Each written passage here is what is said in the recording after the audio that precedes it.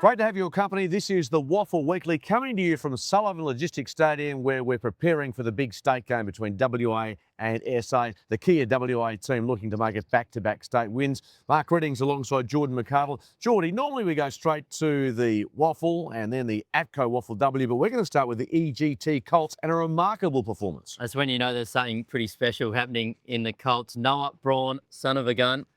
Sees father Michael, a West Coast Premiership player.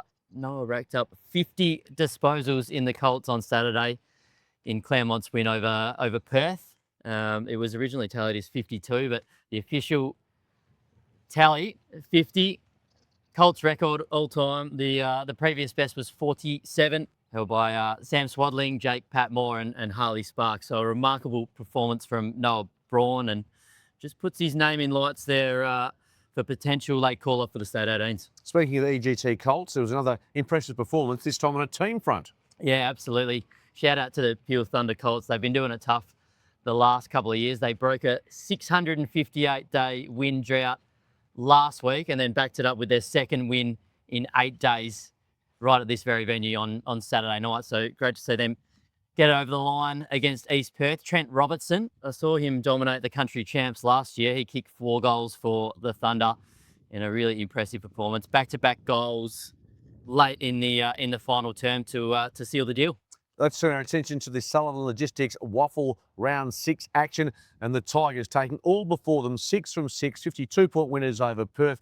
They're so impressive, and probably alongside South Fremantle, who won at the weekend, the premiership favourites. Yeah, absolutely. They just keep getting it done week in, week out. Claremont 6 from 6 now, and it's just the usual suspects stepping up for them. Bailey Rogers had another 33. Ollie Eastland was dominant in the ruck. Sam Alvarez has taken his game to another level, and Zach Mainwaring as well. He just keeps improving in the midfield as well. A new role for him this year, but he was sensational. So yeah, to beat another finalist from last year in Perth by that much just shows how well they're going at the moment, the Tigers, and yeah, they're certainly the premiership favourites for a reason. 42-point win to Swan Districts over East Fremantle, highlighted by a specky. Oh, it was an absolute hanger, wasn't it, from William Reedy, the Swan Districts high flyer. That was an absolute beauty. So Swan Districts back in the winners list, just their second win for the year, but yeah, will this be the win that I guess kick-starts their season? They've had a lot of new faces come through this season. Jovan Petrick, he was one to really stand up for them. 4 goals to his name. Is this a sign of things to come for the Black Ducks? And at this venue, it was Peel Thunder with a 6-point win over last year's grand finalists in East Perth. Jeremy Sharp won plenty of the football. Yeah, 37 to Jeremy Sharp, and no doubt a sigh of relief in the coaching box for Adam Reid. He suffered back-to-back 1-point losses earlier on this season, so I'm sure he'd be relieved to be on the right end of a close game for once, getting over the line by just 6 points against East Perth. And we mentioned South Fremantle, big winners over the West Coast Eagles, and Subiaco continued the Falcons' miserable start to the season.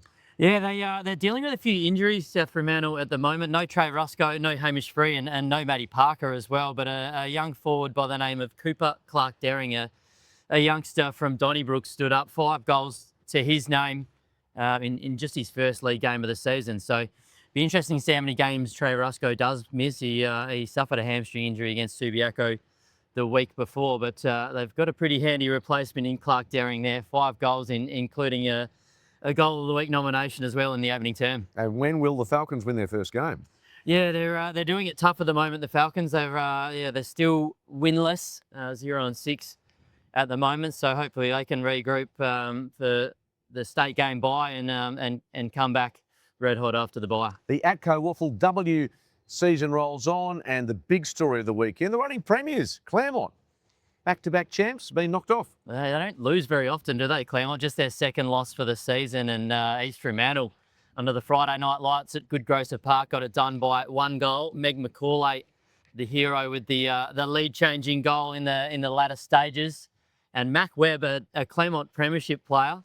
She was best on ground down back against their former team. So amazing how much you step up against your old side. So yeah, fantastic story there. And another big winner of the week was Subiaco. They were down by 22 points in the second half against West Perth and got the job done away from home by just 2 points. So a couple of real thrillers in the Atco Waffle W. Yeah, South Fremantle and Perth also getting the job done. That has been our wrap of the EGT Colts, the Sullivan Logistics Waffle Weekend, and of course the Atco Waffle W round of action. This Saturday, make sure you get along to Sullivan Logistics Stadium as the Kia state team takes on South Australia. 3 massive matches. You'll be here, Geordie, summer life for Channel 7. Make sure you support WA, buy those tickets and get along to what would be a huge day of footy.